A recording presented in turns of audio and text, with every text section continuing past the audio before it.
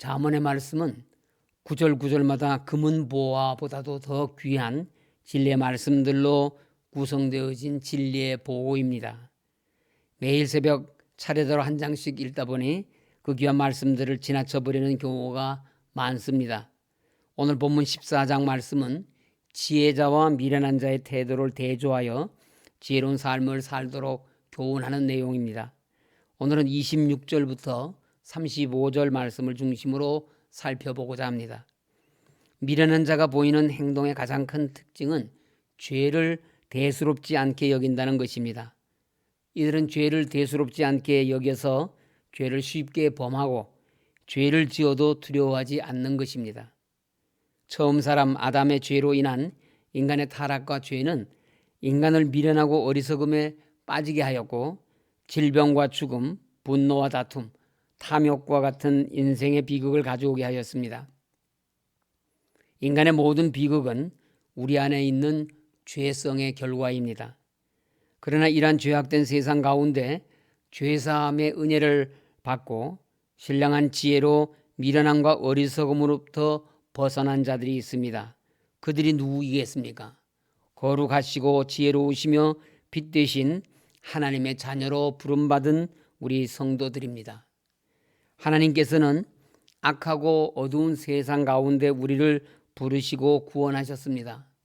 그리고 우리에게 진리의 말씀, 지혜의 말씀을 공급하시고 깨닫게 하셔서 그것으로 세상의 악과 어둠을 물리치고 죽음을 향해 달려가는 세상에 회복과 생명을 일으키라는 사명을 주셨습니다.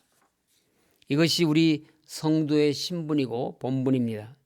그러므로 우리가 이처럼 귀하고 복된 본분을 잊지 말고 주님 앞에 서는 날까지 성도의 본분을 충성스럽게 감당하실 수 있기를 바랍니다.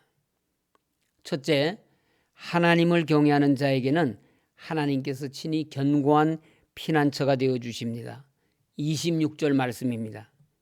여호와를 경외하는 자에게는 견고한 의뢰가 있나니 그 자녀들에게 피난처가 있으리라.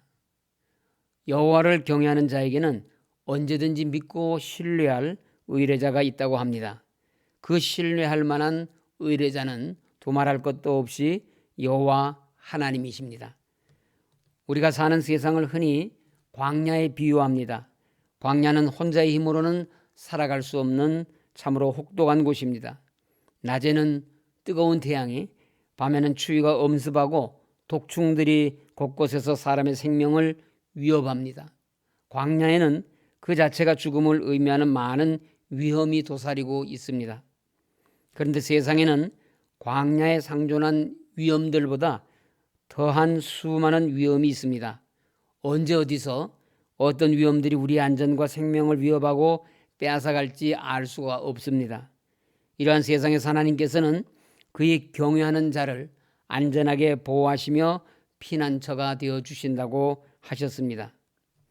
야곱이 아버지와 형을 속이고 장자의 축복을 가로챈 후 형 에서를 피하여 기약 없는 도망자 처지가 되었을 때 베델에서 잠시 잠든 야곱에게 하나님께서 약속해 주신 말씀이 무엇입니까?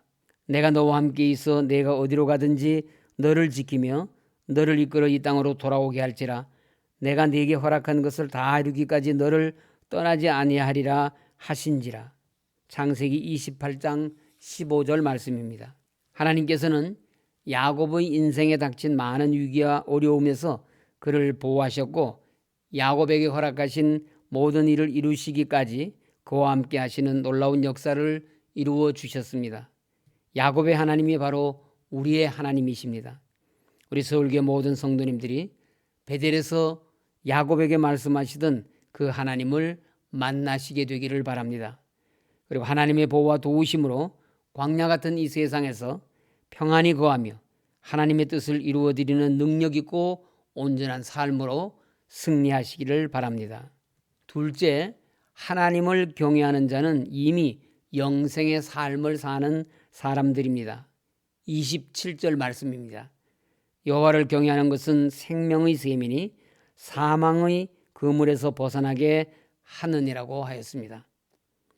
인간에게 가장 큰 두려움과 공포는 죽음입니다.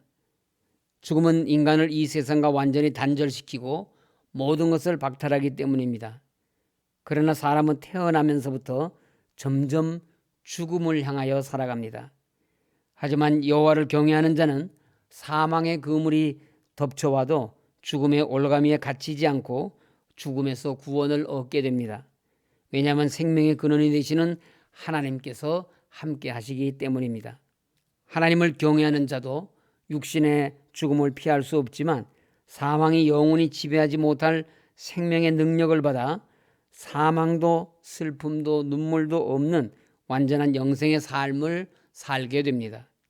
그래서 바울은 고린도전서 15장 55절에서 사망아 너의 승리가 어디 있느냐, 사망아 내가 쏘는 것이 어디 있느냐라고 하였던 것입니다. 사망은 하나님을 경외하는 자들을 이길 수 없습니다.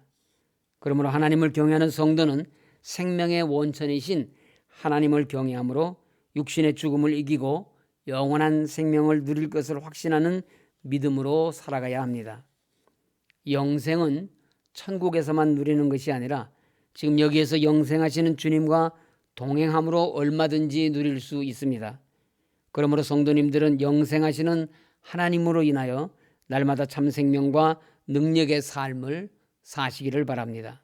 32절은 악인은 그의 환난에 엎드려져도 의인은 그의 죽음에도 소망이 있느니라고 하였습니다.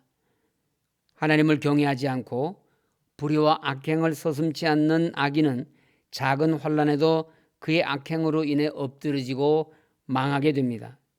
그러나 자신의 소망을 썩어 없어질 세상에 두지 않고 하늘에 둔 하나님을 경외하는 의인은 비록 잠시 고난과 고통을 당한다 해도 하나님의 보호와 인도로 반드시 구원받을 것이기 때문에 죽음조차도 그의 소망을 꺾지 못하는 것입니다. 그래서 시편 기자는 시편 23편 4절에서 내가 사망의 음침한 골짜기를 다닐지라도 해를 두려워하지 않는다고 했던 것입니다. 그런데 사람들은 환난과 역경이 인생의 파국을 결정하는 중요한 요소라고 생각합니다. 그런데 성경은 우리 인생의 흥망성쇠는 세상적 조건이 아니라 환경에 따라 변하는 것이 아니라고 합니다.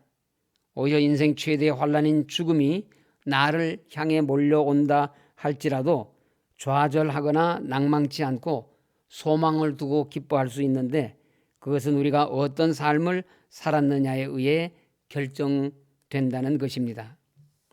시편 기자는 이런 의인의 삶을 시편 46편 2절 3절에서 땅이 변하든지 산이 흔들려 바다 가운데 빠지든지 바닷물이 솟아나고 뛰놀든지 그것이 넘침으로 산이 흔들릴지라도 두려워하지 아니한다고 하였고 잠언 28장 1절에서는 악인은 쫓아오는 자가 없어도 도망하나 의인은 사자같이 담대하다고 하였습니다. 이것이 바로 하나님을 경외하며 산 의인과 하나님을 경외하지 않고 악을 따라 산 악인의 궁극적인 운명인 것입니다. 고난과 역경 중에도 하나님의 말씀을 따라 사는 의인은 넘어져도 다시 일어서며 죽어도 다시 살지만 악인은 현재 평안하고 번영할지라도 사소한 것에 쓰러지고 말 허탄한 존재에 불과한 것입니다. 사랑하는 우리 교회 성도님들이 오랜 시간 큰 고난과 역경 가운데 계십니다.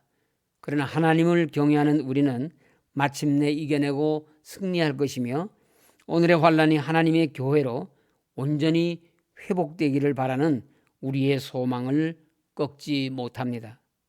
전도서 12장 13절에 하나님을 경외하는 자가 받을 축복에 대하여 다음과 같이 말씀하셨습니다.